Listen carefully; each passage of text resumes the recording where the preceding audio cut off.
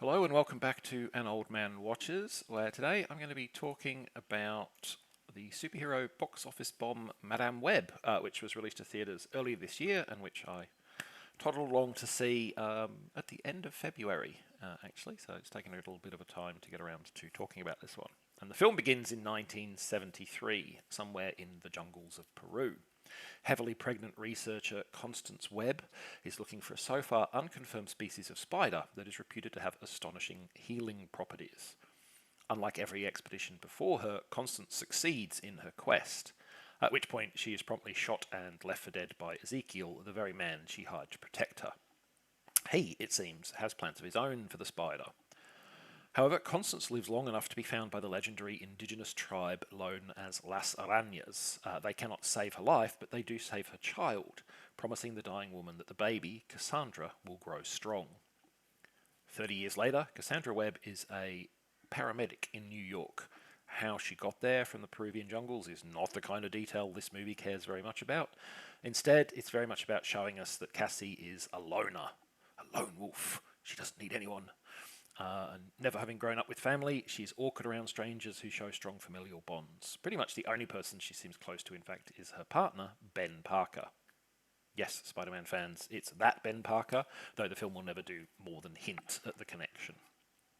Anyway, despite Cassie's self-identification as a loner, we soon see that she has a weakness for strays, a fact that will be relevant when a near-death experience leads to having visions of imminent possible futures. These visions involve three young women, all of whom are targets for murder by the same man. That man is Ezekiel, whose long exposure to the spider have given him superhuman strength, speed, and durability, as well as a poisonous touch. Ezekiel is targeting the trio because his own visions lead him to believe that they will one day develop powers of their own and kill him. Cassie feels compelled to try and save the three young women, but can even her visions of the future keep them safe in the face of Ezekiel's superhuman capabilities? So Sony planned for Madame Web to be the foundation of a new Spider-Women franchise that will revolve around the three young women from this film. Those plans appear to be dead in the water as the film became the subject of overwhelmingly negative critical reviews, such as the Times reporter who said, in its sheer mind-boggling awfulness, it represents the death of the superhero genre, the burning of the superhero genre to the ground, and then the returning in the middle of the night to urinate on the superhero genre's ashes. Now, of course, critics have been predicting the demise of the superhero genre for some time now, and no doubt by sheer persistence, they're sooner or later going to be correct. But is Madame Web as bad as they claim? Well, no. No, it's not. Frankly, very few movies are so bad as to merit the hyperbole being thrown about at this one. Tommy Wiseau's The Room, perhaps, but certainly not Madame Web. Now, I'm certainly not here to tell you that the film is an unacknowledged gem. It's a very flawed film in some very fundamental ways. But there are glimmers of a fun movie here, peeking through the narrative issues and rampant Pepsi product placement. But we'll get to the glimmers later. First, let's discuss those fundamental flaws. And the film's single biggest problem is its antagonist. Ezekiel is a boring cipher of a villain. He loudly declares that he must kill these young women before they kill him and destroy everything that he has built. But what has he built? We're given no indication.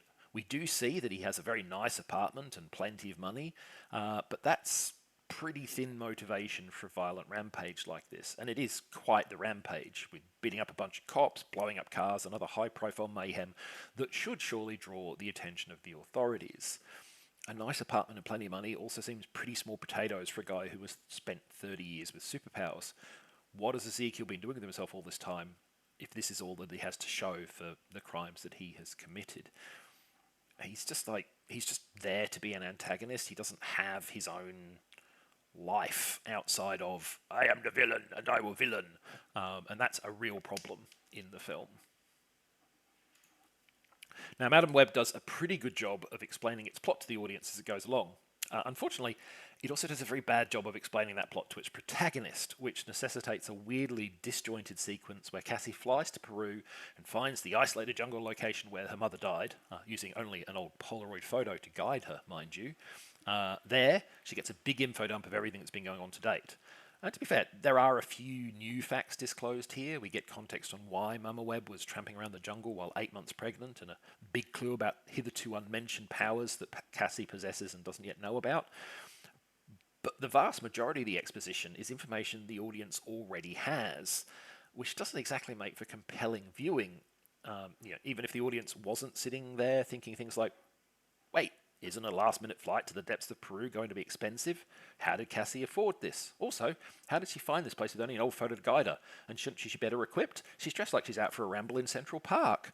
Also, wasn't there some line about the authorities believing she kidnapped these 3 young women? Wouldn't that rather complicate the process of flying in and out of the country?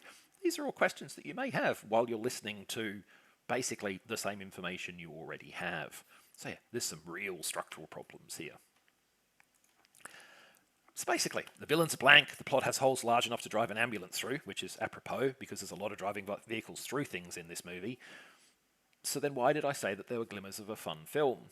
Well, a big part is the cast. The actors playing the trio of young women are all talented performers with plenty of charisma. It's a shame, frankly, that they aren't given more time to shine here. Not to take away from Dakota Johnson, who, despite online conspiracy theories that she was somehow tricked into making this movie against her will, is perfectly solid in the main role. I've only seen Johnson in one other picture, the Suspiria remake, and I thought this was a notably more convincing performance than that one. Probably the main thing that helped, though, is that I went into this movie expecting little more than a light superhero romp with some decent action and a few laughs. And, though definitely weakened by its cardboard cutout villain and wonky Peruvian excursion, Madame Web largely provided that baseline of entertainment. It's no Avengers Endgame, but I don't get the sense that it was trying to be. For one thing, it's well over an hour shorter, probably an hour and a half shorter. Now, perhaps it should have shown more ambition and scope, given it was intended to launch a new franchise, but what it instead is a gawky, found family coming-of-age movie that happens to involve people with superpowers. It's a bit of a mess, but I don't regret the 2 hours I spent in the cinema watching it. Next time, I've previously discussed the Gamera films of the 1960s and 70s, which were, on the whole, pretty turgid stuff.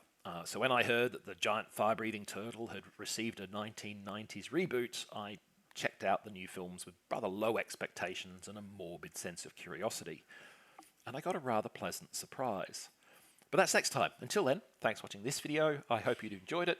And if you've seen today's movie, let me know what you thought of it.